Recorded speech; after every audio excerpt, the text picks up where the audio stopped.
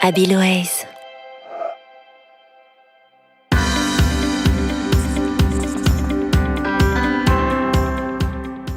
Bonjour, je suis Olivier Dill, je dirige une société de conseil en stratégie de marque qui s'appelle Bonne Mémoire et je vais vous parler aujourd'hui de stratégie de marque et de storytelling. Je pense que toutes les marques peuvent faire du storytelling, sans exception, toutes. Alors, un petit enjeu de définition, c'est quoi une marque, c'est quoi du storytelling ? Une marque, c'est une instance, c'est un porte-parole d'une entreprise, donc ça peut être le nom de l'entreprise ou ça peut être le nom de ses produits, de ses propositions. Et en plus de porter des propositions commerciales, on va dire, la marque porte des discours informatifs, de communication, et donc, le cas échéant, oui, du storytelling.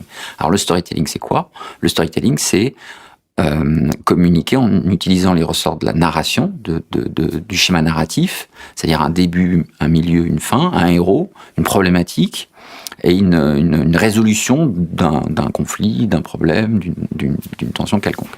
Donc il y a une idée de durée dans le storytelling qui se distingue en cela fondamentalement d'un message purement publicitaire. Si on prend un exemple hyper simple, par exemple dans l'univers du luxe, une marque comme Vuitton, Vuitton est une marque qui a su depuis très longtemps utiliser cette notion de storytelling en s'appuyant sur sa raison d'être, son point de départ qui est la bagagerie, le faire des malles de voyage, puisque c'est Louis Vuitton Maltier.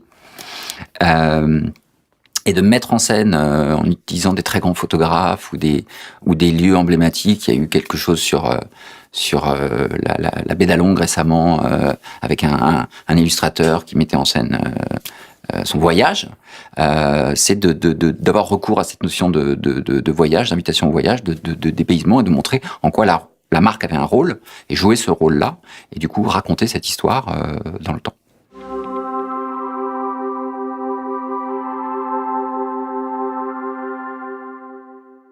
Est-ce que le storytelling doit s'insérer dans la plateforme de marque ? Je commence par dire oui. Alors à nouveau, on a parlé de qu'est-ce que le storytelling, qu'est-ce qu'une plateforme ? Une plateforme de marque, ça peut être un document très simple qui formalise les idées essentielles de la marque. Mais si on revient un cran en arrière, une plateforme de marque, c'est le socle, la base sur laquelle on va construire l'expression de ces différents discours.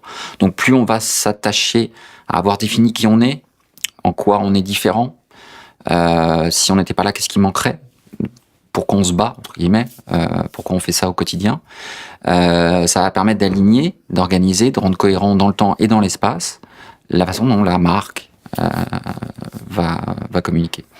Donc oui, elle peut s'insérer, et même elle doit. Et de plus en plus, je pense que la notion de storytelling va s'insérer dans la formalisation des plateformes de marque.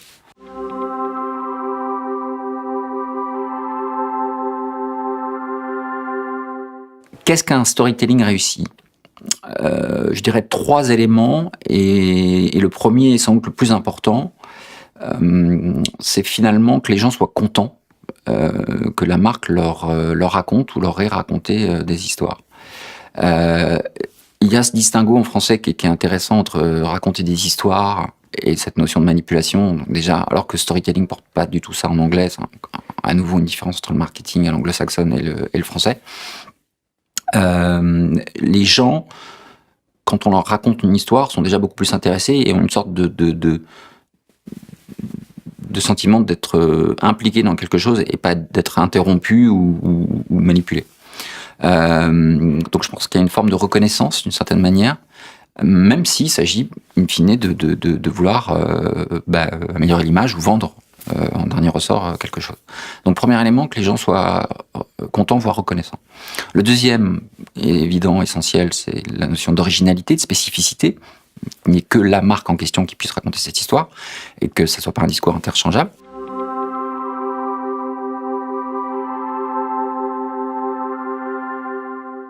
Le dernier, ou en tout cas le troisième, c'est qu'il y a une forme de valeur ajoutée, de qualité exécutionnelle, d'écriture, de production, parce que cette qualité portée à l'histoire qu'on va raconter induit la considération qu'on peut avoir pour ses publics.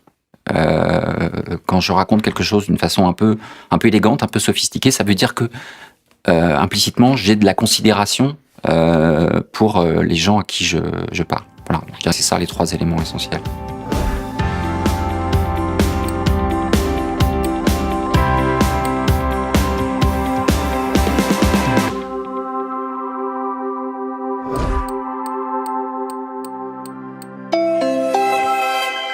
Abiloaise.